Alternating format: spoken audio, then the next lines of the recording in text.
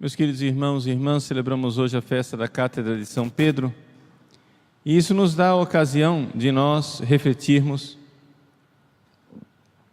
a respeito do crescimento na nossa fé.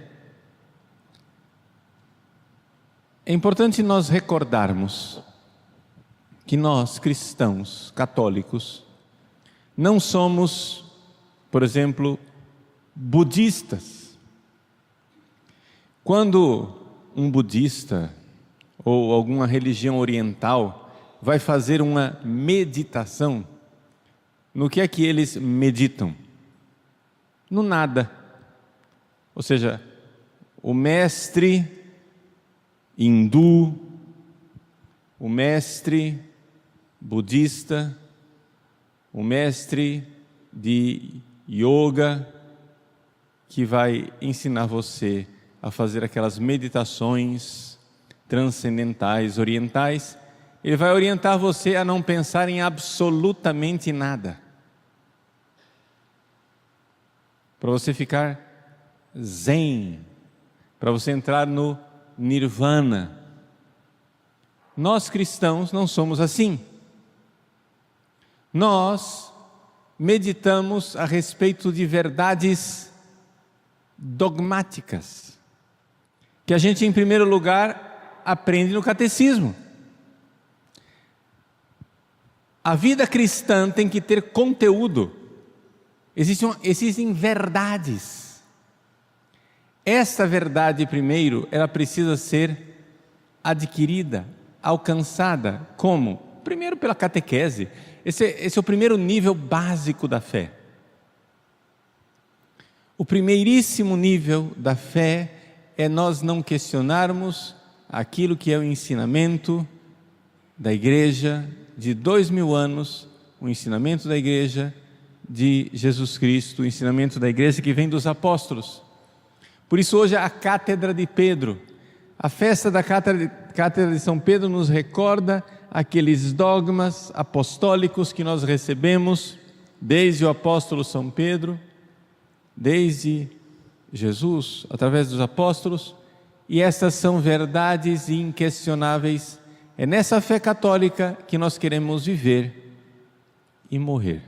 Esse é o primeiro passo. Se a gente não tem as ideias certas, vai dar tudo errado. Porque se você vai fazer uma oração cristã,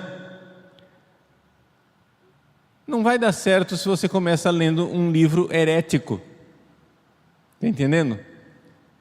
Você vai lá e pega as historinhas heréticas, pequenas parábolas mundanas ou de outras religiões, parábolas da nova era, historinhas para aprender bons comportamentos, mas que não são verdades cristãs. Nós precisamos, em primeira coisa, zelar pelo dogma, por aquilo que é a fé dos apóstolos, Cátedra de Pedro, aquilo que todos os papas creram e que deixaram para nós. Nós temos 266 sucessores de Pedro. Nós cremos naquilo que creram os 266. O mundo, como o mundo não crê na verdade, eles acham que a Igreja Católica é assim: um Papa diz, o outro Papa diz. Não é?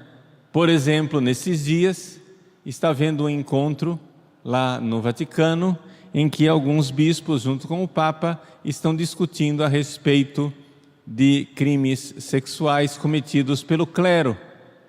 Um dos temas badalados que a imprensa quer tratar é o homossexualismo no clero. Inclusive um autor francês, jornalista, ele mesmo gay, homossexual, fez um livro, uma pesquisa de 4 anos a respeito do homossexualismo no clero, dizendo que tem muitos padres gays e que, portanto, a igreja tem que deixar de ser hipócrita e, conclusão dele, Conclusão católica seria: se tem padres gays que estão cometendo crimes sexuais, qual é a conclusão católica? Punir esses padres e colocá-los para fora. Simples assim? Não. A conclusão do jornalista gay é o seguinte: tem padres gays cometendo crimes sexuais, então a igreja tem que deixar de ser hipócrita e mudar o dogma. Parar de considerar a prática homossexual um pecado. Começar a achar que a prática homossexual é normal. Deixar de julgar os homossexuais. Meus queridos, isso não vai acontecer nunca com a Igreja Católica. E se isso acontecer com um pedaço da Igreja Católica, aquele pedaço que começar a achar assim já não é a Igreja. Por quê? Porque nós temos a mesma fé de Pedro de 2000 anos. As portas do inferno podem lutar contra a Igreja, mas elas não prevalecerão. Jesus aqui não garantiu que nós íamos ser a maioria. Não garantiu. Ele só disse que não prevalecerão. Pode ser que os católicos no mundo sejamos cada vez menores, cada vez mais perseguidos. Pode ser que nós tenhamos que ir para a prisão. Pode ser que nós sejamos condenados, perseguidos, porque ensinamos que o casamento entre um homem e uma mulher é aquilo que Deus quer. Que Deus quer que esse homem e essa mulher tenham filhos numerosos, que levem seus filhos para o céu, que Deus quer a castidade da parte das pessoas que são solteiras, que Deus quer uma aliança de amor para aqueles que escolheram o celibato, e assim por diante. Aquilo que é o ensinamento a respeito da sexualidade da Igreja Católica é contestado pelo mundo atual. Mas é um ensinamento de 2000 anos. Nunca vai acontecer que aquilo que a igreja faz 2000 anos considera pecado, agora vai dizer que não é pecado. O adultério era pecado, agora é virtude. Nunca vai acontecer isso. A masturbação era pecado, agora pode, é conhecimento do próprio corpo. Isso não vai acontecer. E se um católico começar a pensar dessa forma, me desculpa, ele deixou de ser católico.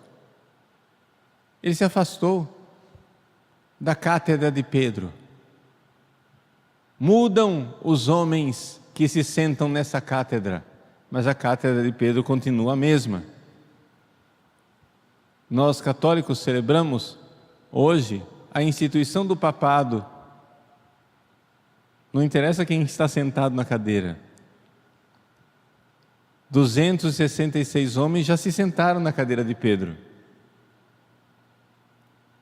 E se Deus quiser, e Ele quer, até o fim dos tempos haverá sempre alguém na cátedra de Pedro e as portas do inferno não prevalecerão. Mas nós precisamos entender que os dogmas da fé são inquestionáveis. Para concluir, uma vez que você tem esse dogma da fé que não muda, que não mudará jamais, aí você pode pegar esse dogma e pode meditar sobre ele, e pode ouvir Deus que fala, e então fazer a sua oração, não como os budistas que não pensam em nada. Tem gente que não consegue rezar porque vem aqui para fazer a sua ação de graças depois da comunhão e ficam numa piedosa sonolência, mais sonolenta do que piedosa. Acham que são budistas. Estão fazendo ação de graças depois da comunhão. O que é que você está pensando? Está offline. Sinal inespecífico. Isso não é a meditação cristã. Você está simplesmente com sono, me desculpa, perdendo tempo. Isso não santifica nada e nem ninguém. Comece com uma simples oração vocal, muito humilde, porque tem gente que já pôs na cabeça que já está lá nos píncaros da contemplação elevada e já quer começar, não é, em êxtase. Mas que tal começar falando com Jesus, professando a sua fé, dizendo: Jesus, eu creio, vós estáis aqui me amando, eu quero vos amar, mas eu não vos amo o suficiente. Essas verdades são verdades constatadas, sim, mas também verdades dogmáticas. Tem que ter um conteúdo da sua conversa íntima com Jesus, e a partir disso você pode decolar.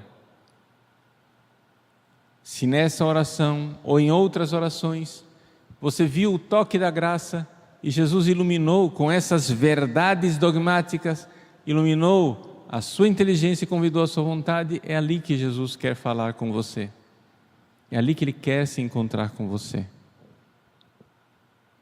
Vá, procure, reze, busque Jesus, mas saiba, todas as vezes que você vai rezar, você está buscando uma verdade, aquilo tem um conteúdo. Não é budismo, não é sonolência, não é pensar em nada, não é yoga, não é aquela indolência preguiçosa de quem está muito contente porque está rezando, mas na verdade está simplesmente jogado num banco, perdendo tempo. Vamos lá, morda o osso. Você precisa de conteúdo para a sua oração. É por isso que muitas vezes um livro ajuda. É por isso que durante 14 anos Santa Teresa não conseguia rezar sem um livro na mão, porque ela precisava do conteúdo para rezar, para meditar, para que aquelas verdades iluminassem a sua inteligência e convidassem a sua vontade. Aí acontecerá o que está descrito aqui no Evangelho, que finalmente a gente enxerga a verdade e Jesus diz: feliz és tu, Simão, filho de Jonas, porque não foi um ser humano que te revelou isso, mas o meu Pai que está no céu.